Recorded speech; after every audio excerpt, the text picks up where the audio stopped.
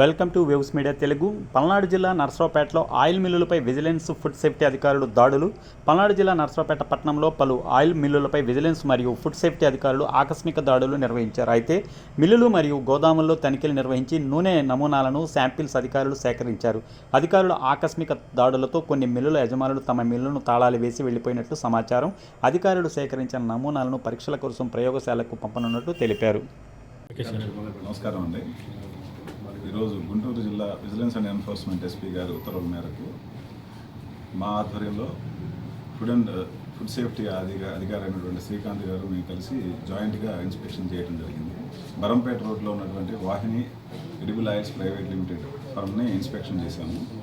ఇక్కడ మెజారిటీగా బ్రాండెడ్ ఆయిల్సే వీళ్ళు రీసేల్ చేస్తున్నారు.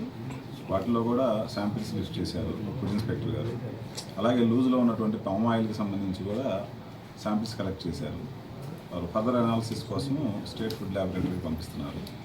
అలాగే ఈ ఇన్స్పెక్షన్లో లీగల్ మెట్రాలజీ అధికారులకు కూడా ఇన్ఫర్మేషన్ ఇచ్చాము. అన్ఫార్చునేట్లీ వాళ్ళు ఆల్రెడీ ప్రీ అరేంజ్ ప్రోగ్రాంలో సత్తెనపల్లిలో ఉండటం వల్ల వాళ్ళు రాలేకపోయారు. బట్ వాళ్ళకు కూడా ఇన్ఫర్మేషన్ ఇచ్చాము. సో ఈ ఇన్స్పెక్షన్స్ ఇలాగే కంటిన్యూ అవుతాయని తెలియపరుస్తుంది. Thank you. Ready sir. అందరికీ నమస్కారం అండి. ఈరోజు నర్సరావుపేట పట్టణంలో vigilance and enforcement officials plus food safety department వాళ్ళు సంయుక్తంగా Vahini edible oils private limited mill మీద సంయుక్తంగా దాడులు చేశాము. వాటిల్లో లూజ్ ఆయిల్ 8,000 లీటర్స్ కెపాసిటీ ఉన్న ట్యాంక్లో 1,800 లీటర్స్ పామ్ ఆయిల్ లూజ్ ఉంది. అది శాంపిల్ లిఫ్ట్ చేశాము.